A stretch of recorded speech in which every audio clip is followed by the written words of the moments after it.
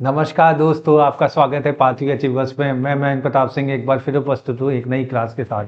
पिछली क्लास तक जहां हमने राज्यसभा के बारे में देखा था, शुरुआत की जो क्लासेस हुई थी उसमें हमने संघ की कार्यपालिका के बारे में देख रहे थे, जिसमें हमने राष्ट्रपति, उपराष्ट्रपति, उसके बाद आपका अटॉर्नी जनरल, भारत के महान्यायवादी, और उसके बाद जो है संसद का क्रम हमने स्टार्ट किया था, जिसमें संसद में हमने लोकसभा, राज्यसभा और उसके बाद अब जो है संसद की कार्यवाही के बारे में हम डिस्कशन कर रहे थे, जिसमें संसद की कार्यवाही में हमने देखा था कि संसद का समय किस तरीके से शुरू होता है, उसमें प्रश्नकाल का क्या समय होता है, शून्यकाल का समय क्या होता है, और उसके बाद जो है लोकसभा और राज्यसभा में समूह की अवधि क्या होती है। उसी के क्रम में अब आगे आज हम देखने वाले हैं कि संसद की कार्यवाही के अंतर्गत जो है आपका किस किस तरीके के प्रस्ताव लाए जाते हैं और किस किस तरीके की समितियां संसद में उपस्थित हैं। अगली क्लास में हम और भी चीज़ें डिस्कस करेंगे और आज या कल तक इसकी सारी क्लासेस हम लोग समाप्त करके संसद के क्वेश्चन को सॉल्व करेंगे, जो कि बहुत ही महत्वपूर्ण तरीके से आपको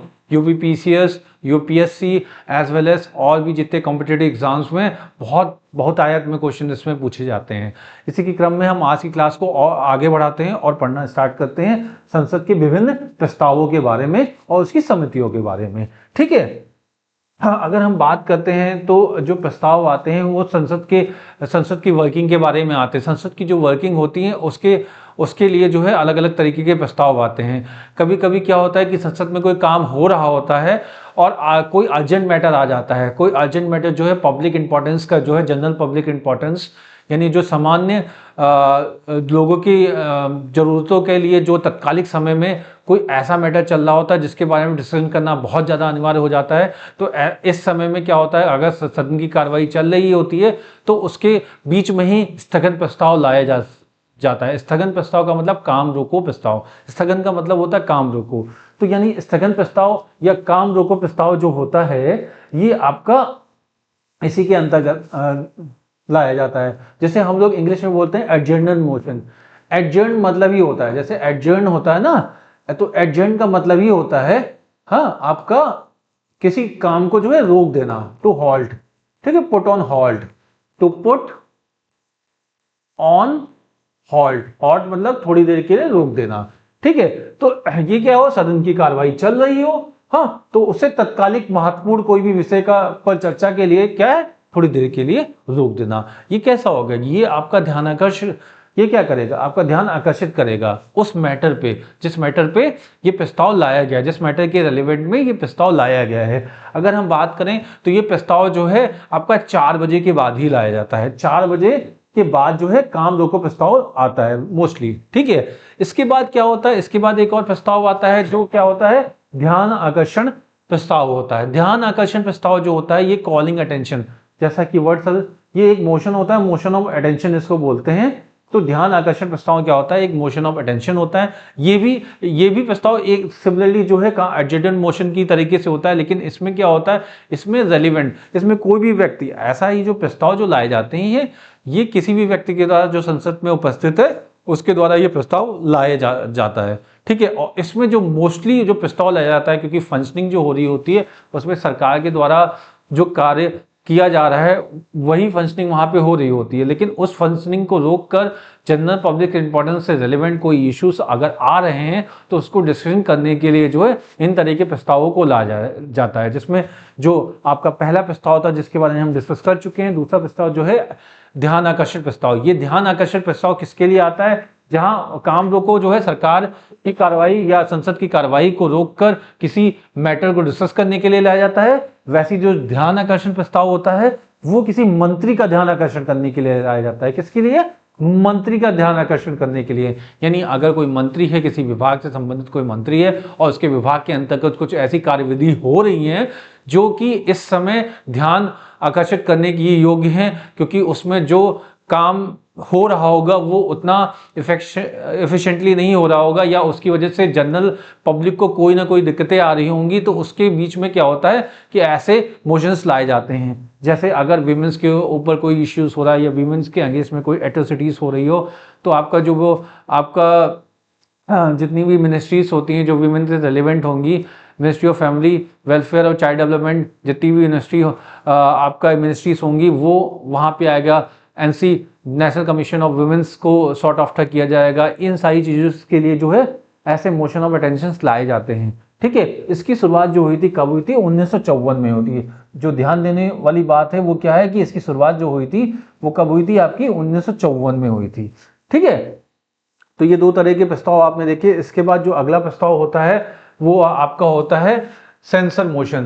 देखो, दो तरीके के प्रस्ताव जो सरकार को डुबोने के लायक हो सकते हैं। ऐसे प्रस्ताव जो अगर ये पास हो जाते हैं तो सरकार अपने आप ही डूब जाती है। आपको मैंने पिछली क्लास में पढ़ाया था, जब मैं आपको प्रधानमंत्री पढ़ा रहा था, तो प्रधानमंत्री में मैंने आपको दो आर्टिकल्स बताए थे। एक 74 जो कि बात करता है मंत्रिपरिषद या काउंसिल ऑफ मिनिस्टर्स की, और जो अगला आर्टिकल था वो 75 था जो कि आपका प्रधानमंत्री के बारे में बात करता है। और प्रधानमंत्री के साथ साथ जो है वो 75 का पार्ट 3 जो होता है, यानी 75 का जो पार्ट 3 होता है, हाँ, उसमें हम लोग बात करते हैं जो है कलेक्टिव रिस्पॉन्सिबिलिटी की।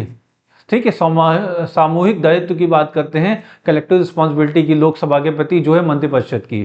ठीक है, कि अगर कोई भी अगर किसी भी बंदे के अगेंस्ट में, जो सरकार का बंदा है उसके अगेंस्ट में अगर सेंशन मोशन पास हो जाता है तो इसका मतलब है कि सरकार के विरुद्ध जो है लोग खड़े हुए हैं, यानी सरकार अपनी मेजॉरिटी उस हाउस में खो चुका है। और अगर वो अपनी मेजॉरिटी उस हाउस में खो चुका होता है तो उसकी सरकार अब जो है सत्ता में रहने के लायक नहीं होती है। तो इस वजह से जब ऐसे मोशन, सेंसर का मतलब निंदा, और निंदा का प्रस्ताव जब पास हो जाता है तो यानी सरकार गिर जाती है।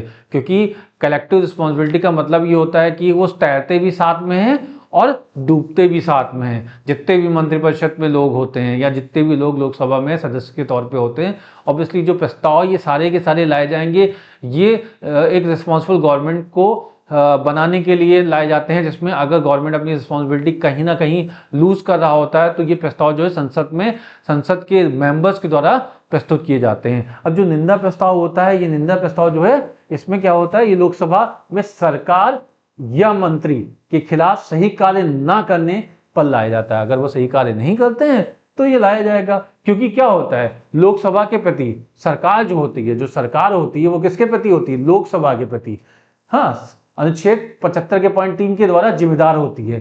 यानी ये रिस्पॉन्सिबल होती है आपका लोकसभा के प्रति। Collective responsible to government is collective responsible to towards the Lok Sabha.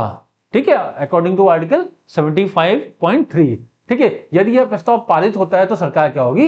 गिर जाएगी, ऑब्वियसली। क्योंकि अगर ये प्रस्ताव पारित हो रहे हैं, सरकार के विरुद्ध में प्रस्ताव पारित हो रहा है, तो यानी सरकार क्या है? मेजॉरिटी लूज कर चुकी हुई है।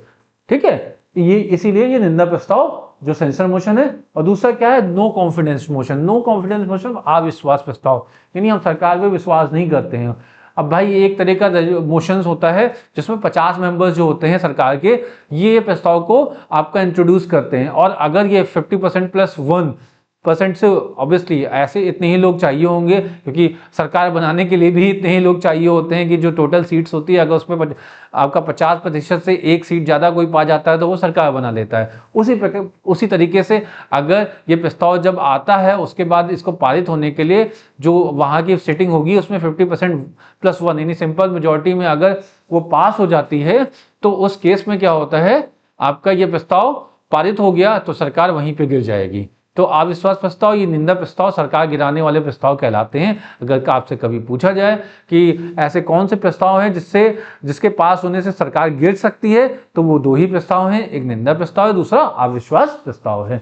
ठीक है, अब अविश्वास प्रस्ताव के बारे में देखते हैं। तो ये क्या है? संसदीय व्यवस्था पाई जाती है, अतः भारत सरकार लोकसभा के प्रति जिम्मेदार है, जैसा कि मैंने पहले भी देखा। ठीक है, हमने, ठीक है, सरकार के विरुद्ध, किसके विरुद्ध होगा? सरकार के विरुद्ध होता है अविश्वास प्रस्ताव, लोकसभा में लाया जाता है। ऑब्वियसली राज्यसभा में नहीं आएगा, किस में आएगा? लोकसभा में आएगा।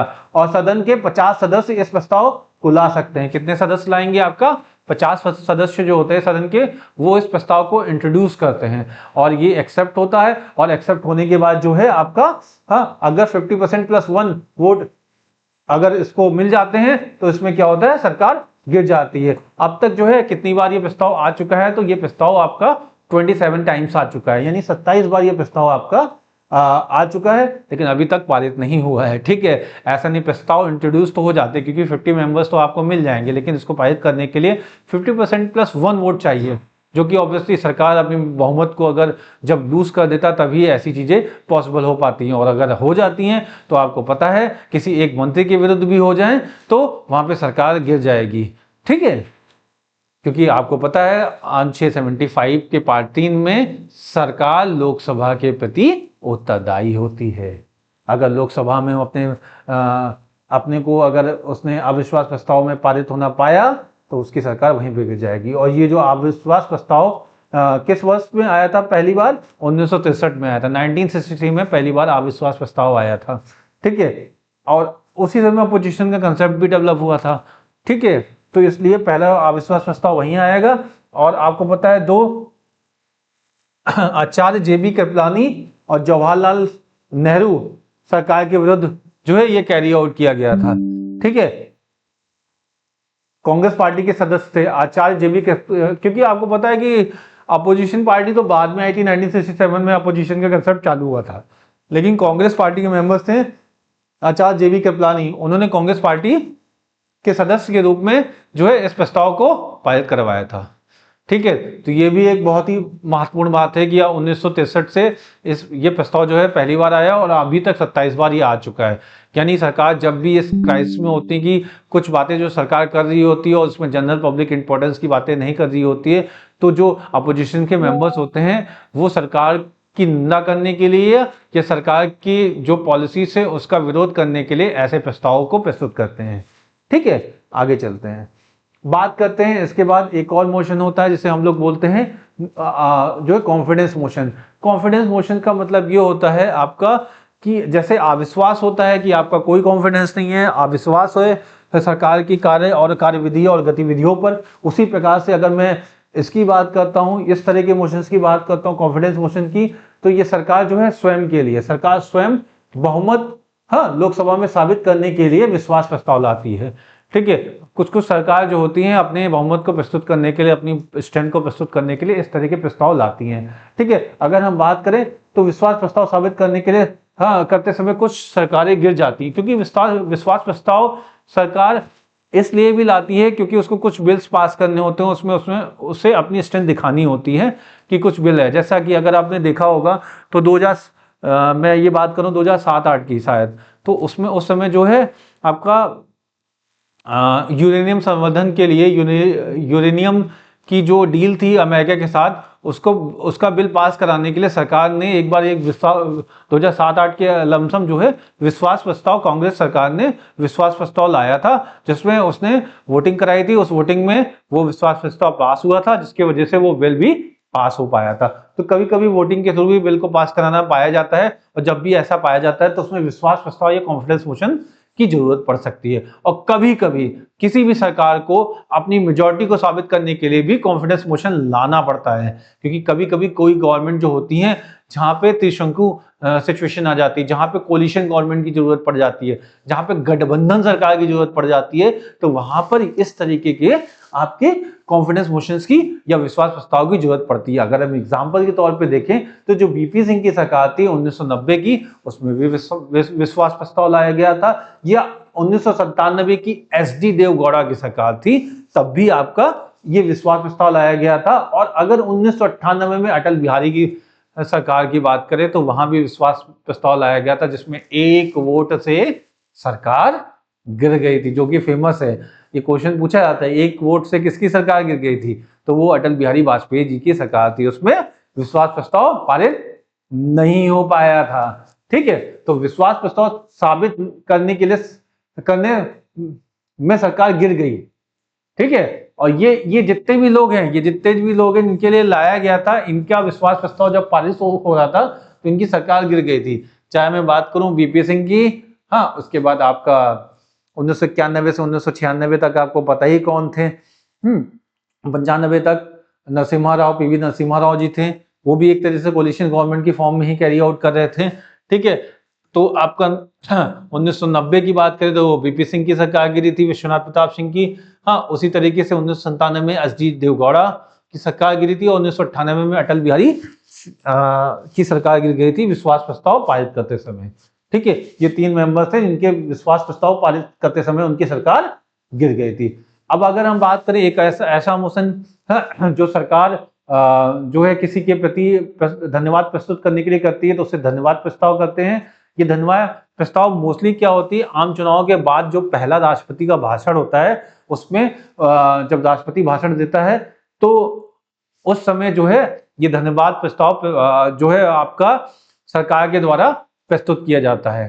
ठीक है, एक्चुअली क्या होता है कि हर साल, एक तो आम चुनाव के बाद जब पहली बार कोई भी मेजॉरिटी पार्टी जब अपनी सरकार चुन के आ जाती है तो उसमें राष्ट्रपति का पहला भाषण होता है। उस समय उसके तुरंत बाद जो है धन्यवाद प्रस्ताव होता है। या प्रतिवर्ष जब आपका पहला सेशन होता है, जिसे हम लोग आपका बजट सेशन भी बोलते हैं, तो उसमें पहले राष्ट्रपति का उद्घोष होता है। ठीक है, राष्ट्रपति अपना भाषण देता है और उस भाषण के बाद ये धन्यवाद प्रस्ताव पारित किया जाता है। ठीक है, राष्ट्रपति अपना भाषण में जो कंटेंट यूज करता है उसमें सरकार की उपलब्धियों के बारे में वो वाचित करता है। ठीक है, इसलिए बात करते हैं। ठीक है, धन्यवाद प्रस्ताव इसीलिए होता है। तो धन्यवाद प्रस्ताव जो होता है वो प्रत्येक आम चुनाव के बाद तथा साल के प्रथम सत्र में राष्ट्रपति पेश करता है।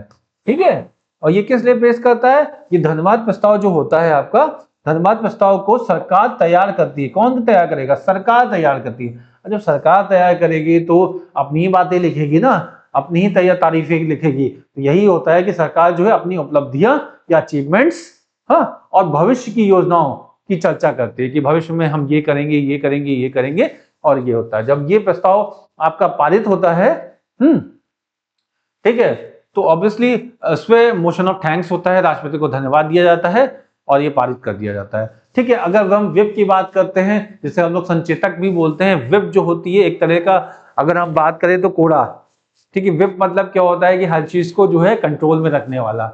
अब ऐसा नहीं होता है कि आपका जितने भी मेंबर्स होते हैं, जो मेंबर ऑफ पार्लियामेंट्स होते हैं, उसमें हर एक पार्टी के अलग अलग मेंबर्स होते हैं और हर एक पार्टी के जो मेंबर्स होते हैं वो अपनी पार्टी को रिप्रेजेंट कर रहे होते हैं।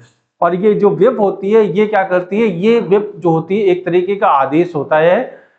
जो आदेश जब जारी होता है तो उस पार्टी के जितने भी मेंबर्स होते हैं अपनी पार्टी की जिम्मेदारी को पूरी तरह से प्रस्तुत करने के लिए वहां पर अनुशासित तरीके से प्रस्तुत होना उनको अनिवार्य हो जाता है। अगर कोई पार्टी विप जारी करती है तो इसका मतलब यही होता है कि जितने भी पार्टी के मेंबर्स हैं, जिस पार्टी को रिप्रेजेंट करते हैं, वो वहां पे प्रस्तुत हो, और अपनी अटेंडेंस को भी प्रॉपर तरीके से डेवलप करें और जो उनकी पार्टी उनसे चाहती है उसको वो पूर्ण करें। अगर कोई भी व्यक्ति जो उस पार्टी का है इस विप को फॉलो करने में असमर्थ होता है तो वो उस पार्टी से डिस्क्वालीफाई होने के लिए लायबल हो जाता है।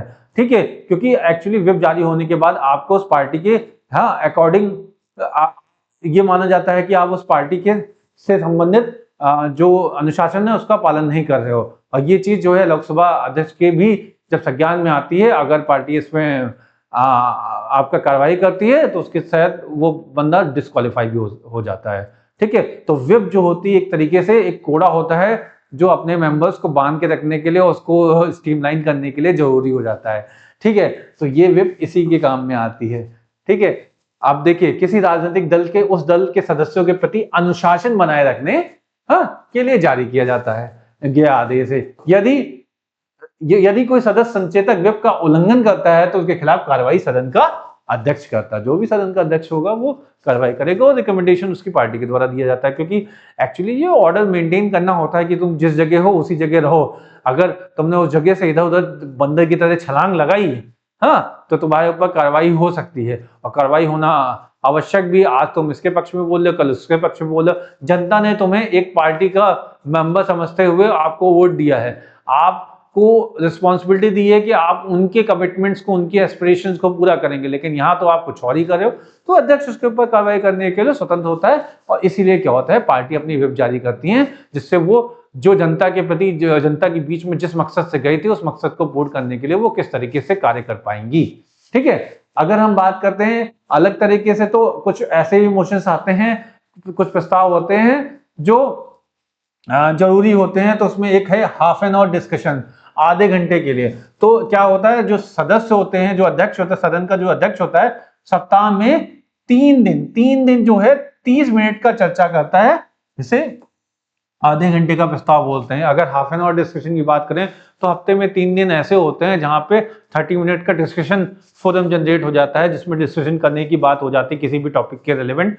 वो चाहे जनता से संबंधित हो या पब्लिक इंपॉर्टेंस से संबंधित हो या किसी अन्य चीज से संबंधित हो, तो उसके लिए 3 दिन, एक सप्ताह में 3 दिन जो है आपका 30 मिनट का डिस्कशन ऐसे कैरी आउट होता है। अब हम अगर बात करते हैं, ये तो था मोशन, अब इसके बाद बात करते हैं कमिटीज की।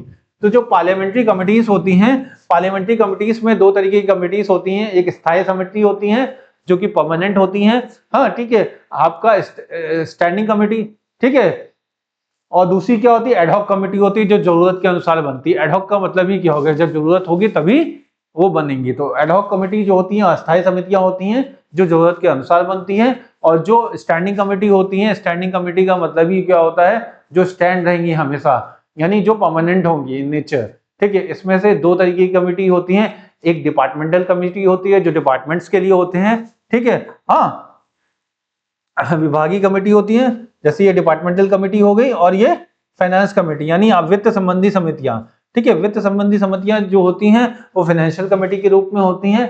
फाइनेंशियल कमेटी जो फाइनेंस के मैटर को देखते हैं, और जो डिपार्टमेंटल कमेटी होती है वो डिपार्टमेंट के अंदर जो फाइनेंशियल मैटर्स होते हैं उनको वो देख रेख करती हैं, ठीक है। तो स्थायी समितियों में जो सबसे महत्वपूर्ण कमिटीज होती हैं उसमें ये फाइनेंशियल कमिटीज होते हैं। तो इनके बारे में जरा हम लोग डिटेल में देखते हैं, ठीक है। फाइनेंशियल कमिटीज में अगर हम बात करें या वित्तीय समितियों में हम बात करें, तो उसमें सबसे पहली जो समिति होती है वो लोक लेखा समिति होती है, ठीक है। आपका लोक लेखा समिति होती है। लोक लेखा समिति जो है लोक लेखा समिति जो है, लोक लेखा समिति है, लोक लेखा समिति का जो प्रोविजन आया था ये आपका 1919 के अधिनियम से आया था, 1919 के अधिनियम से आया था, हाँ, और 1921 में ये इंप्लीमेंट हुआ था, ठीक है। ये आपका जो है 1921 में इंप्लीमेंट हुआ था। 1919 के अधिनियम से ये लोक लेखा समिति का कंसेप्ट आया था और 1921 में ये इंप्लीमेंट हुआ था, ठीक है। आपका लोक लेखा समिति में जो मेंबर्स होते हैं उसमें 15 मेंबर्स जो होते हैं, 15 मेंबर्स होंगे वो कहां के होंगे, लोकसभा के होंगे, ठीक है। और जो 7 मेंबर्स होंगे वो कहां के होंगे, राज्यसभा के होंगे, ठीक है। 15 मेंबर लोकसभा के होंगे और 7 मेंबर जो है राज्यसभा के होंगे। और जो इसका अध्यक्ष होता है, जो लोक लेखा समिति होती है यानी पब्लिक अकाउंट्स कमेटी होती है, इसका जो अध्यक्ष होता है वो अध्यक्ष होता है आपका अपोजिशन मेंबर, अपोजिशन का कोई भी मेंबर होगा। अपोजिशन का जो लीडर होता है, अपोजिशन लीडर होता है, वो इसका क्या होता है, आपका अपोजिशन लीडर क्या होता है, इसका अध्यक्ष होता है, ठीक है। और अगर हम बात करते हैं तो ये एक जो समिति होती है, ये जो लोक लेखा समिति होती है ये कैग की रिपोर्ट को एनालिसिस करती है। अगर मैं बात करूं लोक लेखा समिति की कार्य के बारे में, तो लोक लेखा समिति के जो फंक्शन या जो कार्य होते हैं ये क्या करती है, जो कैग की रिपोर्ट आती है। कैग क्या होता है, कैग होता है आपका कंट्रोलर और ऑडिटर जनरल, यानी आपका भारत का महालेखा परीक्षक।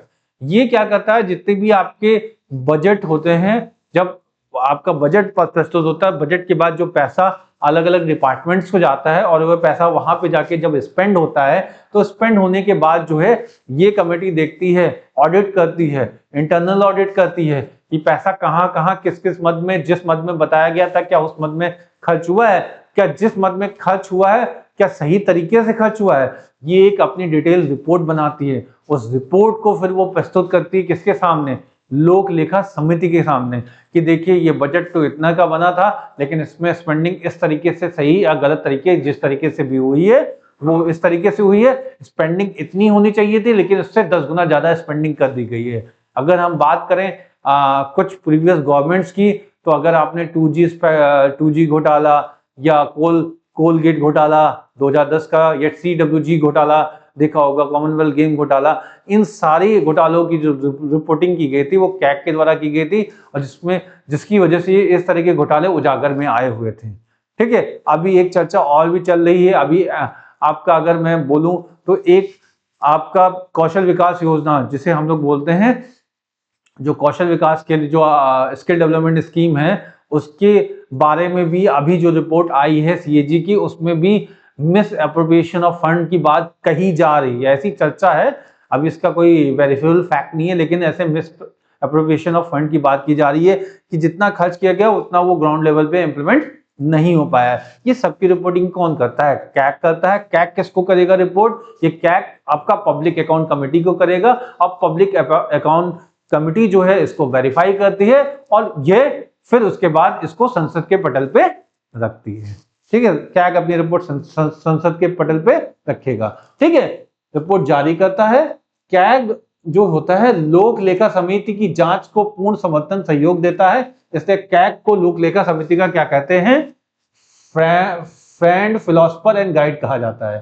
ठीक, कैग को क्या लोक लेखा समिति का फ्रेंड, फिलोसफर और गाइड कहा जाता है। दूसरी समिति जो होती है उसे हम लोग बोलते हैं एस्टिमेट कमेटी।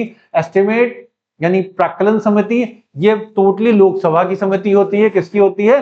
लोकसभा की समिति होती है। ठीक है, इसमें 30 मेंबर का 30 मेंबर्स होते हैं। किसके होते हैं? वो लोकसभा के होते हैं। सिर्फ एलएस के ही 30 मेंबर होंगे। इसकी स्थापना कब हुई थी? 1950 में हुई थी। ठीक है, और ये अपने में सबसे बड़ी वित्त समितियों में सबसे बड़ी स्थायी समिति होती है। ठीक है, ये सबसे बड़ी स्थायी समिति होती है। इसमें भी जो मेंबर होते हैं उनका कार्यकाल कितना होता है? इसका कार्यकाल 1 वर्ष होता है। इसका भी कार्यकाल 1 वर्ष होता है। ठीक है, आपका लोक लेखा समिति का भी कार्यकाल 1 वर्ष होता है। इसका चुनाव जो होता है एकल संक्रमणी मत प्रणाली के थ्रू होता है, यानी सिंगल ट्रांसफर वोटिंग सिस्टम के थ्रू जो इसके मेंबर्स होते हैं, 30 मेंबर्स जो होते हैं लोकसभा से चुने जाते हैं। ठीक है, राज्यसभा का कोई भी सदस्य इसमें नहीं होगा, क्योंकि तो 30 के 30 मेंबर इसके होंगे, लोकसभा के होंगे। और इसका कार्य क्या होगा? एस्टिमेट करना। एस्टिमेट का मतलब ही क्या होता है कि कितना पैसा खर्च होने वाला है। जो बजट प्रस्तुत होता है उस बजट में अलग अलग आपके मिनिस्ट्रीज होते हुए अपना अपना मत देखती हैं कि हमको इतना पैसा चाहिए, इतना पैसा चाहिए, इतना पैसा चाहिए। तो उस पैसे का आकलन ये करता है। उस आकलन के बाद ये विस्तृत करता है कि देखो इतना इतना इतना पैसा मिला के इतना पैसा जो है बजट के रूप में हमें प्रस्तुत करना है। ठीक है, तो आपका जो प्राक्कलन समिति जो है कार्य, उसका कार्य क्या होता है? बजट पर चर्चा करना कि कितना बजट होने वाला है, अनुमान लगाना कि कितना बजट होगा इन फ्यूचर। ठीक है, इसके बारे में अनुमान लगाने की बात करता है। ठीक है, आपका कि अनुमान लगाता है कि कितना बजट हो सकता है। हाँ, व्यय के बारे में बात करना, व्यय संबंधी विभिन्न प्रकार के प्राक्कलनों पर चर्चा करना। ठीक है, ये सारी चीजें आपका प्राक्कलन समिति के कार्य होते हैं। ठीक है, कितना व्यय होना है, कितना व्यय हो सकता है, हाँ, और किस किस तरीके से व्यय हो सकता है, इन सब के बारे में बात करने का जो काम होता है वो प्राक्कलन समिति का होता है। ठीक है, इसके बाद देखते हैं ये एक तरीके से क्या होती है, ये लोक लेखा समिति की क्या होती है? जुड़वा बहन आपका प्राक्कलन समिति होती है, जहां लोक लेखा समिति ये सब देखती है कि जो पैसा जो बजट में प्रस्तुत हुआ था क्या वो सही तरीके से खत्म हुआ कि नहीं, हाँ, और उसमें क्या क्या इंप्रूवमेंट हो सकते हैं। वैसे ही प्राक्कलन समिति ये होती है जो पैसा हम अभी देने वाले हैं, जो पैसा अभी हम देने वाले हैं लोगों को, मतलब ऑब्वियसली मिनिस्ट्रीज को जो देने वाले हैं, क्या वो पिछले से वेरीफाई होता है, मैच करता है। अगर कम खर्च हो रहा होगा तो हम कम पैसा देंगे उस डिपार्टमेंट को, क्योंकि हम ज्यादा पैसा देके भी हम अपने पैसे को क्या कर रहे हैं? ब्लॉक कर रहे हैं ना। इस वजह से प्राक्कलन समिति इन सारी चीजों को देखती है और कम पैसा खर्च हो इसके बारे में ही वो डिमांड करती है कि सरकार का कम पैसा खर्च हो और मिनिस्ट्री और चीजें जो है एफिशिएंटली काम भी करती रहें। तो इसलिए इसको वित्त व्ययता यानी आपका एक तरीके से कम खर्च करने वाली समिति भी बोला जाता है, जो वित्त व्ययता की तरफ जो है आपका सपोर्ट करती है। और इसके वर्तमान के अध्यक्ष कौन है? संजय जायसवाल जी हैं। श्री संजय जायसवाल जी जो हैं आपके इसके वर्तमान अध्यक्ष हैं। आगे की ओर बात करें तो लोक उपक्रम समिति की बात करते हैं। तो लोक उपक्रम जो आपका लोक उपक्रम समिति है, जिसे हम लोग हिंदी में बोलते हैं, आपका इंग्लिश में बोलते हैं public undertaking committee, undertaking committee. ठीक है, जो पब्लिक अंडरटेकिंग कमिटीज होती हैं, ये जितनी भी कमिटीज होती है पब्लिक अंडरटेकिंग, हाँ, ये आपका पब्लिक अंडरटेकिंग का मतलब क्या होता है? यानी लोक उपक्रम, ऐसे उपक्रम जो आपका पब्लिक के लिए बनाए गए हों। देखो इसमें क्या होता है, जिसमें पीएसयूज होते हैं वो लोक उपक्रम के अंतर्गत आते हैं। पीएसयू यानी पब्लिक सेक्टर अंडरटेकिंग जितनी भी होती हैं, यूनिट्स जो भी होती हैं आपका, वो इसी के अंतर्गत आती हैं। इसमें क्या होता है कि वो उपक्रम जो होते हैं जैसे एनटीपीसी हो गया, सेल हो गया, गेल हो गया, ये ऑर्गेनाइजेशंस क्या होते हैं, ये इंडिपेंडेंटली ऑटोनोमस तरीके से कार्य तो करते हैं, लेकिन इनका जो मेजॉरिटी ऑफ स्टेक जो होता है, जो 50% 60% जो स्टेक होता है वो गवर्नमेंट का होता है। ठीक है, इसलिए ऐसी यूनिट्स को पब्लिक सेक्टर अंडरटेकिंग बोलते हैं और इसके लिए एक अलग से फंड का प्रोसीजर होता है और उसको एफिशिएंटली रन करने के लिए ये कमेटी काम में आती है। तो अगर हम बात करें तो उपक्रम, जो लोक उपक्रम कमेटी होती है, जैसे कि लोक लेखा समिति में 15 मेंबर्स आपके लोकसभा से थे और 7 मेंबर राज्यसभा से थे। सिमिलरली यहाँ पे भी टोटल मेंबर्स कितने होते हैं, 22 होते हैं। ठीक है, टोटल मेंबर्स आपके कितने होते हैं, यहाँ पे भी 22 होते हैं। हाँ, और इन 22 मेंबर्स में हाँ आपका 15 मेंबर लोकसभा से होते हैं और 7 मेंबर्स किससे होंगे, राज्यसभा से होते हैं। ठीक है, यानी वही 22 का उसमें से 15 एलएस से और 7 जो है आरएस से होंगे। यही लोक लेखा समिति में होता था और यही आपका पीयूसी कमेटी में होता है या पब्लिक अंडरटेकिंग कमेटी में होते हैं। इसकी स्थापना कब हुई थी, 1964 में हुई थी। किसकी समिति की रिकमेंडेशन से हुई थी, कृष्ण मेनन समिति की रिकमेंडेशन से हुई थी। यानी कृष्ण मेनन समिति एक थी जिसकी रिकमेंडेशन या उनकी सिफारिशों के अंतर्गत जो है इस तरह की समिति की जरूरत पड़ी थी, क्योंकि एक्चुअली उस समय जिस समय ये बात हो रही थी उस समय हमें इंडस्ट्रियल रेवोल्यूशन की तरफ जाना था और हमें ऐसी कंपनीज को डेवलपमेंट करना था। इस वजह से कृष्ण मेनन ने इस तरह की समिति की रिकमेंडेशन की, जिसकी वजह से ऐसे पीएसयूज आपके इन फर्दर स्केल में डेवलप हो पाए थे। ठीक है, अगर हम बात करें तो इसका कार्यकाल कितना होता है, 1 वर्ष होता है। सिमिलरली पिछली जितनी मेरे आपकी फाइनेंशियल कमिटीज थी उनका भी कार्यकाल 1 वर्ष का ही था और ये एक सिंगल ट्रांसफरेबल वोटिंग सिस्टम यानी चुनाव एकल संक्रमणी मत प्रणाली के थ्रू होता है। आपको पता है कि जो एकल संक्रमणी मत प्रणाली होती है उसमें 50% + 1 वोट पाना अनिवार्य होता है, तभी कोई व्यक्ति चुन के जा सकता है। और इसका जो अध्यक्ष पक्ष या विपक्ष दोनों का हो सकता है, जहां पर लोक लेखा समिति का जो अध्यक्ष होता था वो विपक्ष का नेता होता था। हाँ, प्राक्कलन समिति में जो है आपका पक्ष का होता था। और यहाँ पे जो होगा पक्ष या विपक्ष दोनों का हो सकता है। ठीक है, वर्तमान में कौन है इसके अध्यक्ष, इसके अध्यक्ष जो है श्री वैजयंत पांडा जी हैं। ठीक है, जबकि लोक लेखा समिति के केसी वेणुगोपाल हैं। ठीक है, केसी वेणुगोपाल जो है वो आपका पब्लिक अकाउंट कमेटी या लोक लेखा समिति के अध्यक्ष हैं। वैजयंत पांड्या जो है वो आपका पीयूसी यानी पब्लिक अंडरटेकिंग कमेटी के अध्यक्ष हैं। ठीक है, आगे बात करते हैं इनका कार्य क्या होता है। ये भारत सरकार के उपक्रम जैसे एनटीपीसी, ओएनजीसी आदि की जांच करती है। यदि कोई मंत्री किसी समिति, अब देखो यहाँ पे एक जो सबसे बड़ी बात है, मेंबर्स हो सकते हैं लेकिन कोई भी मंत्री इस समिति का सदस्य नहीं हो सकता, यानी कोई मंत्री किसी समिति का सदस्य नहीं होता, ये ध्यान देने वाली बात है।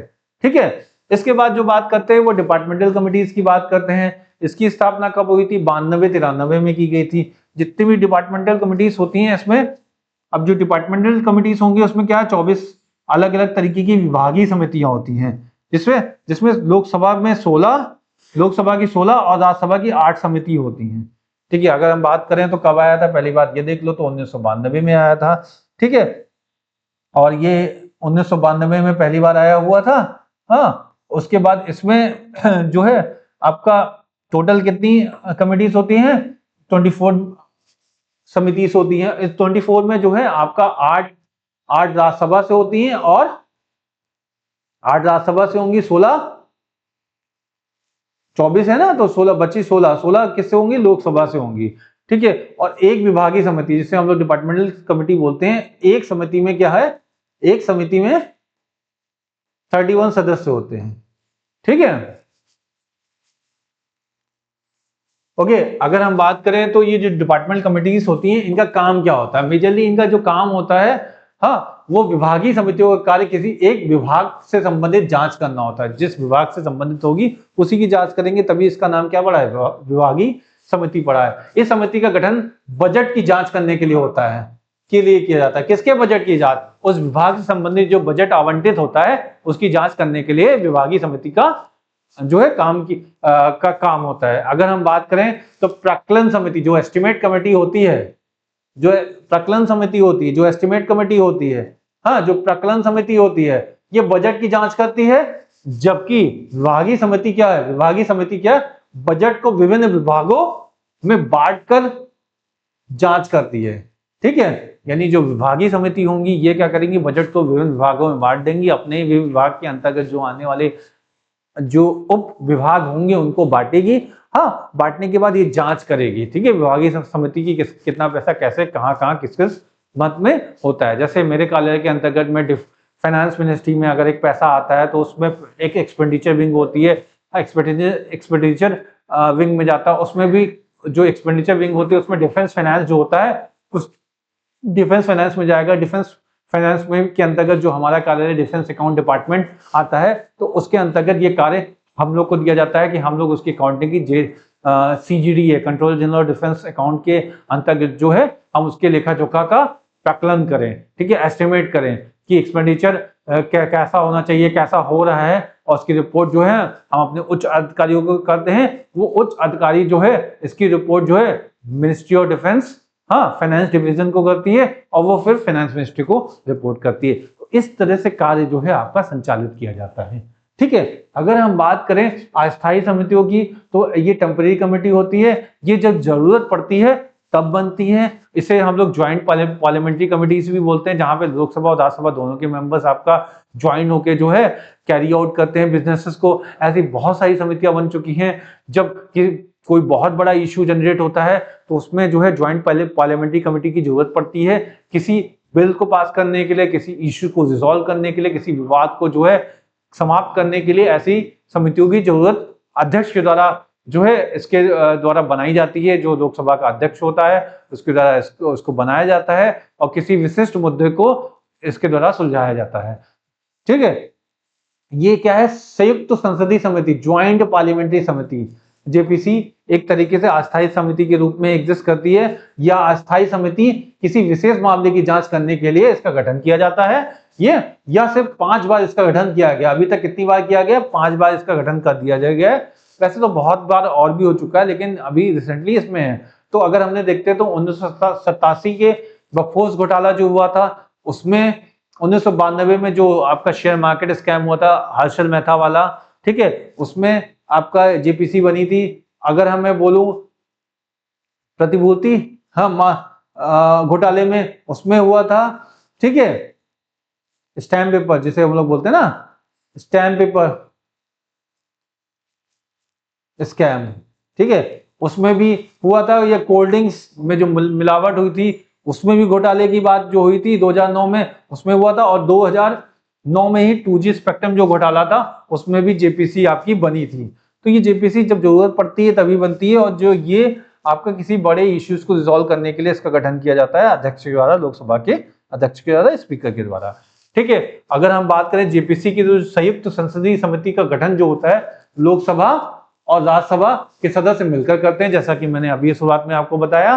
ठीक है, सदस्यों की संख्या निश्चित नहीं है, सदस्य कितने होंगे ये निश्चित नहीं है, क्योंकि एफिशिएंटली जितने सदस्य की जरूरत होगी उसके अनुसार जो आपका अध्यक्ष जो है आपका निर्वाचित करके लोगों को भेजता है। उसमें जो मेंबर्स होते हैं मोस्टली जो होते हैं कन्वेंशनल तरीके से वो 2:1 के रेशियो में होते हैं, यानी अगर 2 मेंबर लोकसभा के होंगे तो 1 मेंबर राज्यसभा का होगा। ठीक है, लोकसभा और राज्यसभा के अध्यक्ष और उपाध्यक्ष मिलकर संसदों का सदस्यों का चयन करते हैं। जो लोकसभा का और राज्यसभा के जो अध्यक्ष होते हैं, जहां लोकसभा का अध्यक्ष और उपाध्यक्ष मिलकर जो है इनका सदन आपका चयन करेंगे। ठीक है, प्रवर समिति, सेलेक्ट कमेटी, ठीक है, आपका सेलेक्ट कमेटी जो होती है, सेलेक्ट कमेटी क्या है, किसी मुद्दे की जांच करने के लिए प्रवर समिति का गठन किया जाता है। कोई बहुत बड़ा मुद्दा हो रहा है उसका उसको जो है जांच करने के लिए प्रवर समिति की जरूरत पड़ती है। प्रवर समिति आपके किसी मुद्दे की जांच करने के लिए ही सबसे ज्यादा होती है, यानी किसी मुद्दे की जांच करने के लिए प्रवर समिति का गठन किया जाता है। हाँ, प्रवर समिति में क्या होता है, 30+30 का रेशियो होता है, 30 एलएस से भी होंगे, 30 आरएस से भी होंगे। कि सेलेक्ट कमेटी किसी एक इश्यू को सेलेक्ट करते हैं, उसमें एम्फेसिस करती है और आपका कैरी आउट करती है। यदि संयुक्त प्रवर समिति बनती है, अगर संयुक्त प्रवर समिति बनेगी, अगर सेलेक्ट कमेटी जो है आपका ज्वाइंट सेलेक्ट कमेटी बनेगी, यानी JSC बनती है, ठीक है, ज्वाइंट सेलेक्ट कमेटी बनती है, तो उसमें कितने मेंबर्स होंगे, आपका 45 मेंबर होंगे। ठीक है, इस 45 मेंबर्स में 30 मेंबर किसके होंगे, लोकसभा के होंगे, और 15 मेंबर किसके होंगे, राज्यसभा के होंगे।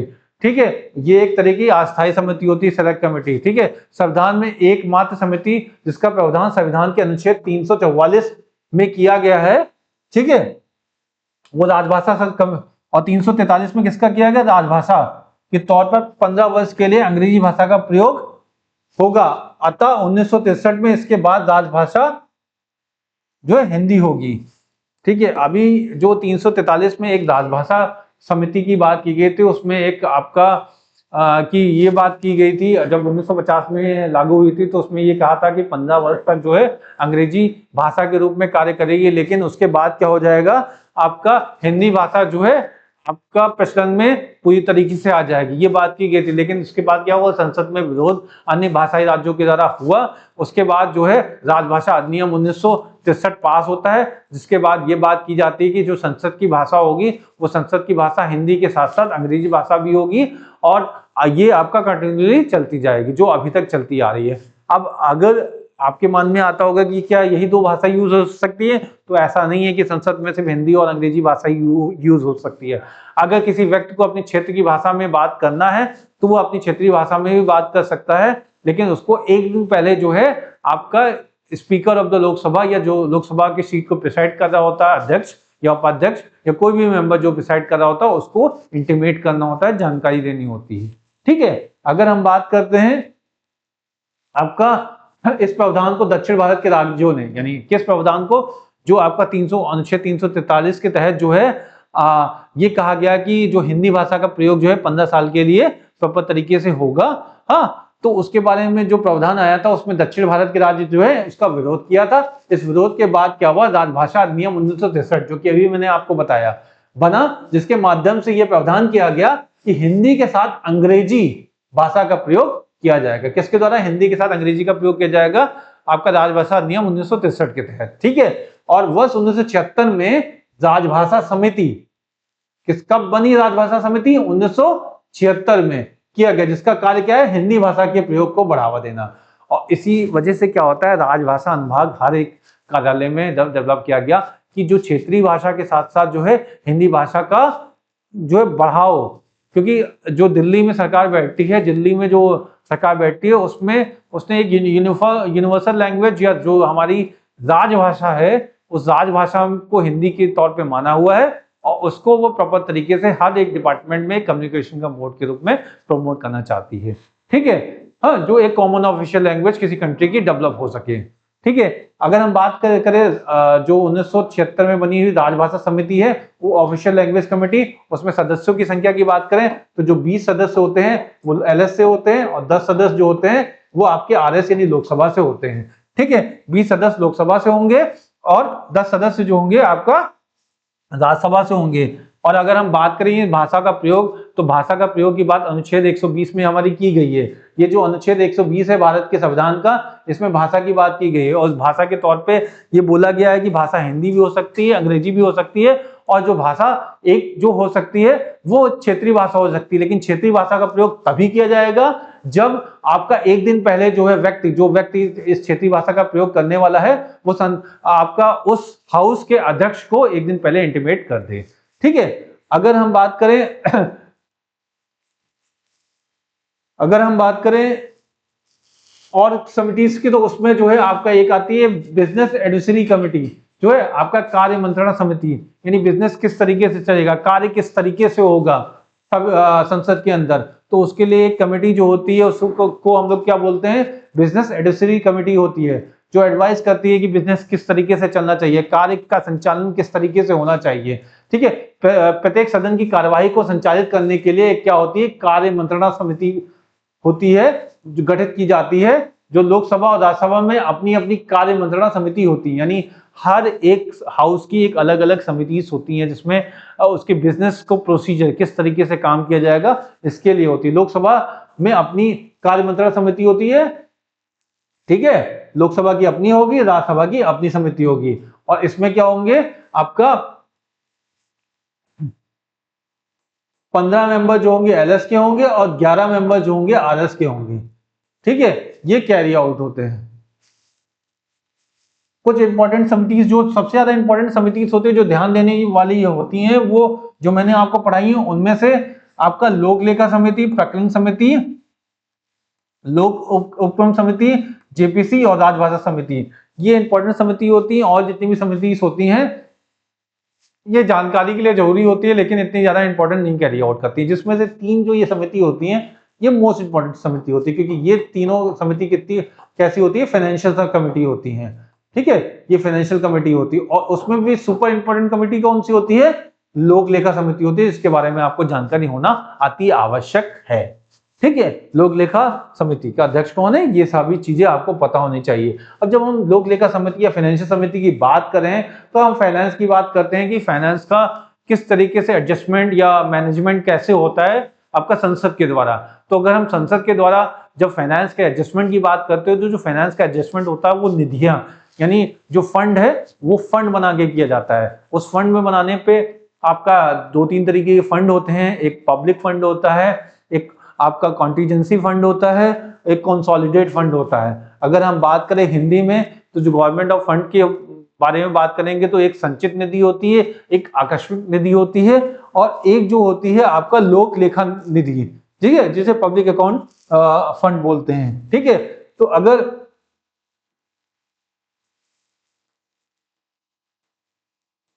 ठीक है तो संचित निधि 3 तरह की निधियां होती, कितने तरीके की होती हैं हम देख रहे हैं, तो कितने तरह की निधियां होंगी, ये 3 तरह की निधियां होंगी।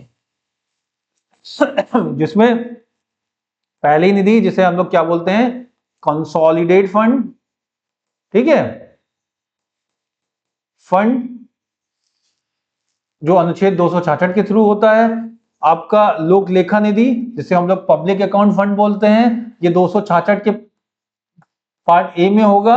ठीक है, और एक आकस्मिक निधि होगी जो कि 267 में होगी। ठीक है, आपका जिसे कॉन्टीजेंसी फंड बोलते हैं, यानी जब आपका कोई भी इमरजेंसी की सिचुएशन जनरेट होती है तो इमरजेंसी की सिचुएशन में जो पैसा विड्रॉ होता है शुरुआत में, जब हम संसद से पैसा ड्रॉ नहीं कर सकते बजट के फॉर्म में या किसी वोटिंग के फॉर्म में पैसा नहीं निकाल सकते, क्योंकि संचित निधि से पैसा निकालने के लिए आपको वोटिंग की जरूरत पड़ती है। वोटिंग होती है, उसके बाद ही जब संसद से अनुमति मिलती है तभी वो पैसा उस निधि से निकाला जा सकता है। लेकिन अगर हमें अचानक से बहुत ज्यादा जरूरत पड़ जाती है तो ये पैसा कहां से निकाला जा सकता है, ये आपका कॉन्टीजेंसी फंड से निकाला जाता है इमरजेंसी के फॉर्म में। ये इमरजेंसी, और इसका जो अमाउंट होता है 500 CR जो होता है, 500 CR के आसपास जो होता है आपका रखा होता है। ठीक है, जिसको सरकार इमीडिएटली यूज कर सकती है। ठीक है, अनुच्छेद क्या होता है इसका, 267 होता है। संचित निधि का क्या होता है, 266 होता है। और लोक लेखा निधि का कितना होता है, लोक लेखा 66 का 0.1 होता है। ठीक है, आगे बढ़ते हैं और बात करते हैं इन निधियों के बारे में प्रॉपर तरीके से। तो कंसोलिडेट फंड ऑफ इंडिया 266 के बारे में हम बात करते हैं। तो ये सरकार को प्राप्त होने वाला समस्त प्रकार का पैसा है, जिस तरीके से भी पैसा सरकार के पास आता है वो इस निधि में जाता है। ठीक है, वो चाहे टैक्स के फॉर्म में हो, डायरेक्ट टैक्स, इनडायरेक्ट टैक्स, यानी प्रत्यक्ष कर, अप्रत्यक्ष कर, किसी तरीके का भी कर जो होता है उसका जो पैसा इकट्ठा होता है वो सरकार के द्वारा आकर जमा होता है। जैसे टैक्स का पैसा हो गया, किसी के ऊपर ब्याज लग रहा है उसका पैसा, इत्यादि। ठीक है, इस निधि का पैसा निकालने के लिए सरकार को संसद का अनुमोदन लेना पड़ता है। मैंने अभी बोला ना कि इसके लिए अनुमोदन लेना होगा, यानी इसके लिए वोटिंग होती है, वोटिंग होना अनिवार्य है। ठीक है, अब इसमें भी क्या होता है, हाँ, संचित निधि 2 प्रकार की होती है, 2 तरीके की संचित निधि होती है। एक तो भारत में व्यय, हाँ, संचित निधि जो भारत में व्यय किस तरीके से होगा, और एक संचित निधि से किया गया व्यय। देखो, एक होता है अगर हम बोले चार्ज एक्सपेंडिचर, इसको बोलते हैं हम लोग चार्ज एक्सपेंडिचर। ठीक है, इसको हम लोग बोलेंगे चार्ज एक्सपेंडिचर, यानी ये ऐसा है कि जो संचित निधि से होना ही होना है। कुछ लोगों की जो सैलरीज होती हैं उनको जो है संचित निधि से ही दिया जाता है। तो ऐसा होता है कि जिसके वोटिंग की जरूरत नहीं है, ये तो देना ही देना है। ठीक है, ये तो करना ही करना है। ठीक है, ये डायरेक्टली ऑटोमेटिक कट हो जाएगी। जैसे कभी कभी बिल होता है तो आप क्या करते हो कि एक आपके पास बैंक अकाउंट होता है, उसमें कुछ बिल आपके पीरियोडिक तरीके से जैसे ही बिल जनरेट होता है और आप क्या कर देते हो, वो महीने में जैसे ही वो बिल आता है कि क्रेडिट कार्ड का बिल है, अगर आपने उसको बैंक से लिंक कर दिया है कि आप 5 तारीख को मेरा बिल काट देना, ठीक है, ऑटोमेटिक तरीके से, तो अगर आपने शेड्यूल कर दिया है तो वो बिल उसी समय कट जाएगा। ठीक है, आपके अकाउंट से। ऐसे बहुत सारे कोर्सेस अगर आप खरीदते हो किसी भी इंस्टीट्यूशंस के, तो अगर अपने उसमें मंथली चार्जेस के बेसिस पे, ईएमआई के बेसिस पे किया हुआ, तो ईएमआई अपने आप ही ऑटोमेटिक तरीके से कट जाती है। उसी तरह से जो चार्ज एक्सपेंडिचर होते हैं ये ऑटोमेटिक तरीके से जो है आपका कैरी आउट हो जाते हैं। लेकिन अगर अदर तरीके के जो अनचार्ज एक्सपेंडिचर होते हैं, जो अनचार्ज होते हैं, ठीक है, अनचार्ज एक्सपेंडिचर होते हैं, ठीक है, वो क्या होते हैं, वो फिर क्या है, वोट के थ्रू होते हैं, वोट, ठीक है, वो किसके थ्रू होगा, वोट के थ्रू, हाँ, पार्लियामेंट के वोट के थ्रू ही होते हैं वो, ठीक है, पार्लियामेंट के वोट के थ्रू होते हैं, वोट के थ्रू होते हैं,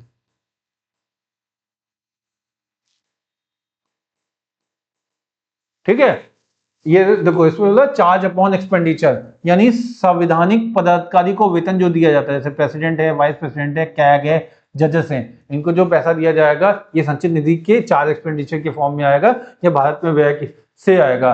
और ये जो होता है, इसको पैसा निकालने के लिए संसद का अनुमोदन आवश्यक होता है। अगर हम बात करें चार्ज एक्सपेंडिचर की, तो संसद के लिए अनुमोदन की आवश्यकता नहीं होती है, ये सीधे सीधे कट जाते हैं, जैसा कि मैंने अभी आपको एग्जाम्पल के तौर पर बताया, ठीक है। उसी तरह अगर बजट की बात करें, तो बजट इस निधि से पारित होता है, किस निधि से, अनचार्ज एक्सपेंडिचर से, इसमें वोटिंग कराई जाती है, ठीक है। बजट का जो पैसा होता है वो अनचार्ज, यानी वो इस तरीके से होता है, ना कि चार्ज एक्सपेंडिचर से, ठीक है।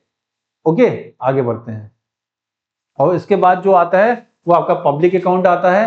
तो पब्लिक अकाउंट में जो है जनता का पैसा होता है। ये किसका पैसा होता है, जनता का पैसा होता है।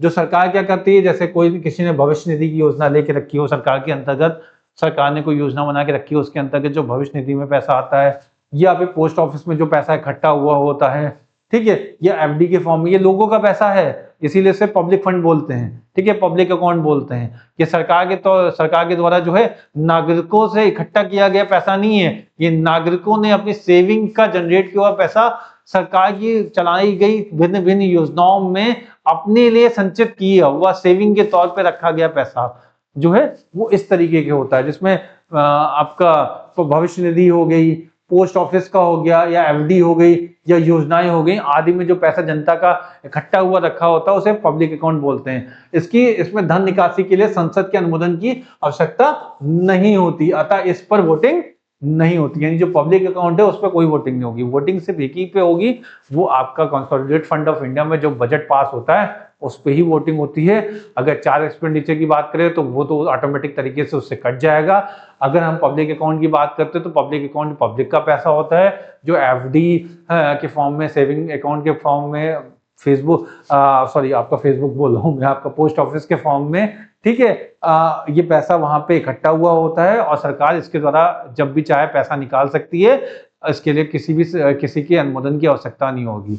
और इसके बाद जो अगला फंड होता है जिसे हम लोग कॉन्टीजेंसी फंड बोलते हैं। कॉन्टीजेंसी फंड क्या होता है, आपका विशेष आकस्मिक परिस्थिति में निपटने के लिए, जैसे कोई युद्ध हो गया, सुनामी आ गई, भूकंप आ गया आदि में इस निधि का प्रयोग होता है। यानी कभी भी जो इमरजेंसी जनरेट होती है, कब होती है, इमरजेंसी के केस में। कब, इमरजेंसी के केस में, ठीक है, इमरजेंसी के केस में इसका प्रयोग किया जाता है। इस निधि का प्रयोग करने का अधिकार जो है संसद ने राष्ट्रपति को दे रखा होता है।